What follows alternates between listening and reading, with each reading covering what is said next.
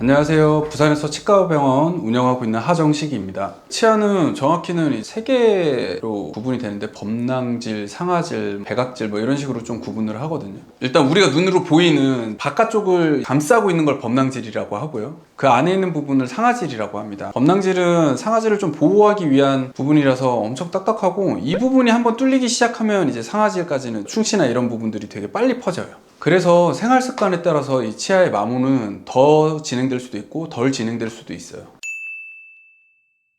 이 가는 분들이 제일 안 좋은 것 같고요. 두 번째는 이제 좀 딱딱한 거 너무 즐기시는 분들이 있어요. 뭐 아몬드, 오돌뼈 뭐 이런 것들 즐긴 것도 좀 비슷한 것 같아요. 치아끼리 계속 으깨면서 왔다 갔다 해야 되니까 치아 두 개가 둘 다 딱딱하니까 부딪혀서 마모가 되는 거거든요. 그 사이에 또 딱딱한 게 들어가면 당연히 더 마모되는 속도는 빨라질 것 같고, 그리고 이를 악무는 건 우리가 이제 치아를 물면 치아가 완전히 포개지질 않아요. 치아 사이에 공간들이 더 있단 말이에요. 근데 이걸 계속 힘줘서 더 물다 보면 이 공간이 메꿔지려고 하면서 치아가 더 안으로 들어가려고 하고, 그러다 보면 이제 빠드득 빠드득 하면서 범낭질이 마모가 되는 거죠. 손톱도 어떻게 보면 뼈잖아요. 이런 부분을 계속 물어뜯다 보면 치아끼리 마모가 되기도 하고, 뭔가로 따는 걸 좀 보여주려고 막 이로 따고 막 하다 보면 치아도 깨지고, 뭐 그렇게 해가지고 응급치료를 받기 위해서 오시는 분들도 되게 많아요. 치아도 좀 회복할 시간이 필요하잖아요. 뭐 이런 부분들이 좀 반복되다 보면 치아에 마모되는 속도가 좀 빠르니까 물고 뜯고 하는 게 너무 재밌고 막 이 맛으로 먹는 분들도 있는데, 지금 관리 못하면 나중에 진짜 잘라서 드셔야 되거든요, 전부. 저는 진짜 양치 좀 세게 하거든요. 짧고 굵게 하자 마인드로 엄청 세게 하고 막 하는데, 사실 칫솔질을 잇몸과 치아를 가로로 지나가는 게 별로 안 좋다, 이렇게 하면 목이 많이 파인다, 이런 이야기를 많이 하는데, 이게 원인 중에 하나일 수는 있는데 주요한 원인은 저는 솔직히 아닌 것 같아요. 저는 오히려 치아에 마모나 목이 파이거나 이런 거는 당연히 꽉 묻는 습관이라고 생각을 하고, 칫솔질은 그래도 잇몸에서부터 치아로 좀 쓸어내리듯이 진행해주는 게 잇몸 건강에는 훨씬 좋은 것 같아요. 원장님이 너무 세게 해서 그냥 변명하는 거 아니에요? 뭐 맞아요. 그럴 수도 있어요. 저는 사실 제가 그냥 그렇게 못 받아들여서, 당연히 계속 세게 해서 뭐 몇만 번 하다 보면 당연히 치아도 마모는 되겠죠. 근데 사람이 그렇게까지는 하지 않을 것 같아서 그래서 그렇죠. 저는 아직은 마모가 안 돼 있거든요. 치실 잘못 사용하면 좀 많이 봤어요. 약간 치실을 위에서 넣을 때 이제 잘 안 들어가니까 톱질하듯이 치아 사이로 밀어넣고 밑에서도 톱질을 하는 분들이 있어요. 이거 진짜 잇몸 다 나갑니다. 이거 진짜 조심하셔야 돼요. 치면을 따라 내려갔다가 치면을 따라 긁고 올라오면 끝이에요. 치아를 깨끗하게 하는 거지 잇몸을 깨끗하는 게 아닙니다. 치아에 붙어있는 것들을 제거하는 게 치실이고, 잇몸 마사지나 이런 건 칫솔로 좀 많이 해주는 게 좋아요. 잘못된 사용으로는 또 치간 칫솔 사용하는 게 있는데, 치간 칫솔은 이제 치아 사이에 저희가 얘기하는 블랙 트라이앵글이라고 사람들이 좀 흔히 얘기하는, 여기 치아 사이가 너무 검게 공간이 있어요. 이 부분이거든요. 이 사이를 치간 칫솔로 넣어서 닦아주면 이제 잇몸 마사지도 좋고 양옆 치아도 닦고 정말 좋은데, 이거를 보고 넣으면 잘 넣을 수 있는데 안 보고 넣으면 가끔 잇몸을 찌를 때가 있거든요. 이럴 때 잇몸에서 또 피가 나요. 그럼 환자분은 잇몸에서 피가 나네, 이거 왜 이러지 하고 또 병원을 오세요. 제대로 사용했을 때 나는 잇몸에서 피는 오히려 되게 좋아요. 내가 잘 사용하고 있다는 증거고, 여기에 좀 염증이 있었고 내가 지금 그걸 긁어냈다는 증거니까.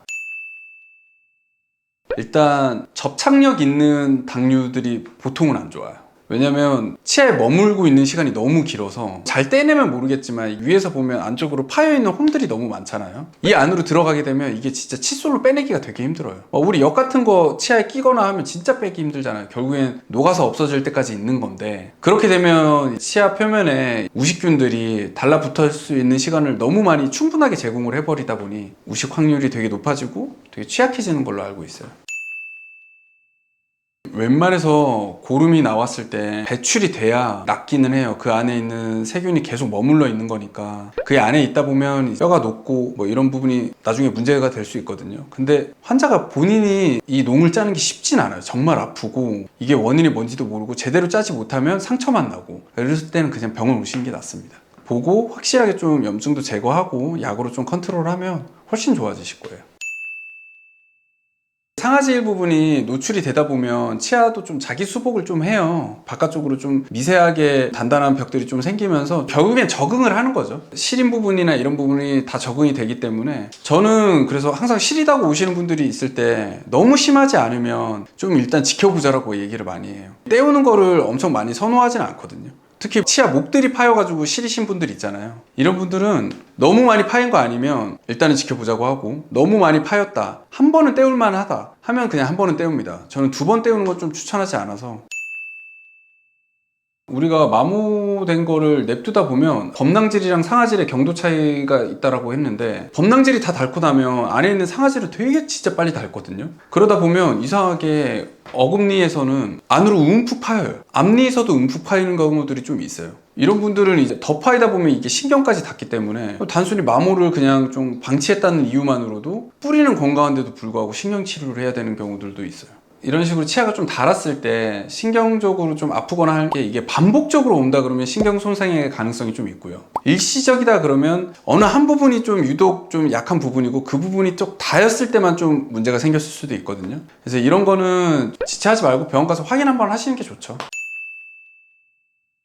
저는 건치입니다. 어렸을 때 빼고는, 사랑니 뽑은 거 빼고는 따로 치아 치료를 받은 적은 없어요. 그래도 주기적으로 스케일링은 받고 있습니다. 6개월에 한 번 받으려고 하는데 일을 하다 보니까 자기 병원에서 좀 자기 직원한테 받기가 좀 쉽진 않거든요. 이게 그런 거 있잖아요. 약간 수학 선생님인데 수학 틀리면 좀 그렇듯이, 직원이 저 스케일링 하려고 하는데 우리 원장님 여기 치석이 왜 이렇게 많아, 이러면 좀 면이 안 서는 것 같아서 몰래 다른 병원 가서 받고 있습니다. 그래서 그 병원 가서도 뭐 치과 이야기 전혀 다 처음 듣는 것처럼 행동해요. 그래서 요즘은 1년에 한 번 정도 쉬는 날 다른 병원 가서 몰래 받고 있습니다. 아까 얘기했듯이 좀 유전적으로 괜찮다라고 생각을 해서 좀 우쭐하는 케이스이기는 해요. 엄청 치아 관리에 열과 성을 다하지는 않는데, 그래도 하나 지키는 거는 자기 전에는 꼭 한다는 거. 특히 음주 후에 자다가 일어나서라도 하려고 해요.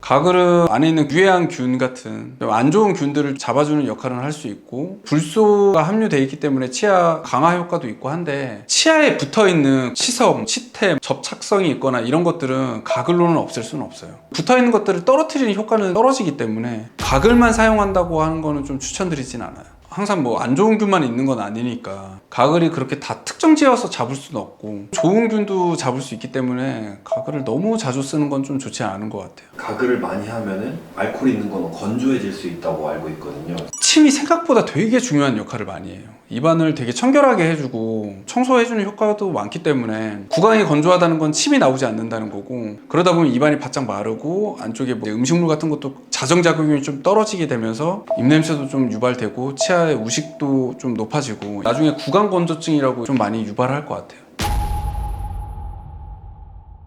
저는 가글은 주무시기 전에 하는 게 제일 깔끔할 것 같아요. 그냥 아침에 일어났을 때 좀 더 텁텁함이 좀 사라지더라고요. 주무시기 전에 뭐 드시고 자는 것도 권하지 않잖아요. 세균들이나 음식물이 좀 오랫동안 남아있을 수 있어서 주무시기 전에 좀 관리하고 가글액으로 한번 양치하고 하면 향균 효과에도 되게 크게 도움이 돼요. 가글을 사용한 후에 몇십 분간이라도 저희는 식음을 하지 않는 게 좋다라고 말씀드려요. 왜냐면 가글액이 좀 입안에 좀 남아있어서 전체적인 향균 효과, 세균을 좀 잡아주는 효과도 있어서, 물로 씻어내면 가글액이 다 사라지기 때문에 20-30분이라도 기다렸다가 하는 게 좋지 않나 싶습니다.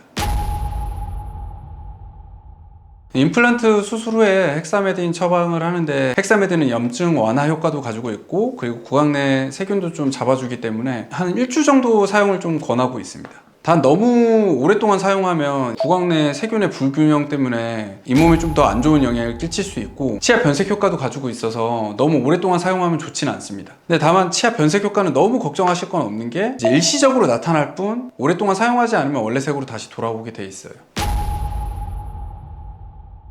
내가 잇몸이 약하다 이런 분들은 부드러운 거 쓰는 게 좋습니다. 조금만 뭐 건드려도 피가 난다 뭐 이런 분들은 식습관도 문제가 될 수 있고, 담배나 뭐 이런 게 문제될 수도 있지만, 그냥 단순히 잇몸 자체가 약하신 분들은 웬만해선 부드러운 거 쓰시는 게 좋아요. 너무 강한 거 쓰다 보면 잇몸이 계속 자극받으면서 좀 퇴축되더라고요. 저는 치약에서 좀 의미가 있는 거는 시린 거에 적응시켜주는 좀 치약들 있잖아요. 이거는 확실히 치아가 그 시린 부분들, 상아질이 노출이 돼 있는 부분이 적응되는데 더 빠른 도움을 주기는 하는 것 같아요. 저는 뭐 사용하기가 당연히 편해야 된다고 생각해서, 사실 저는 이 손가락에 두르는 거는 잘 못해요. 환자한테 할 때는 쉽게 할 수 있는데 제가 할 때는 잘 못하겠더라고요. 저는 그래서 손잡이 있는 치실 쓰고 있습니다. 사이즈는 종류별로 있는 게 좋아요. 좀 빡빡하게 들어가는 게 제일 좋아요. 그래야 잘 닦이지. 너무 헐렁하게 들어가면 그냥 넣었다 뺐다 밖에 안 됩니다. 그렇게 됐을 때는 좀 제대로 사용하려면 넣어서 치면에 닿아서 한쪽 치아에 부딪히면서 긁어야 돼요. 그래서 사이즈는 종류별로 사던가 아니면 내가 잘 사용할 수 있으면 좀 쉽게 들어갈 수 있는 거 사서 치면에 넣어서 닦아주면 됩니다.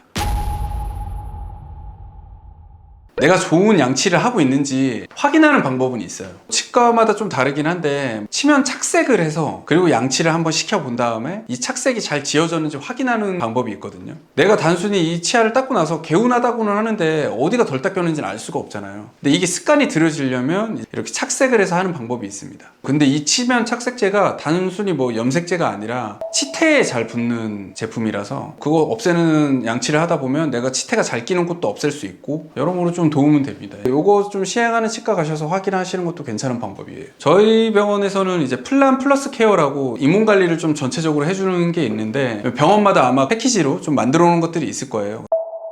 더 궁금한 거 있으시면 댓글 부탁드리고요. 구독, 좋아요 부탁드리겠습니다.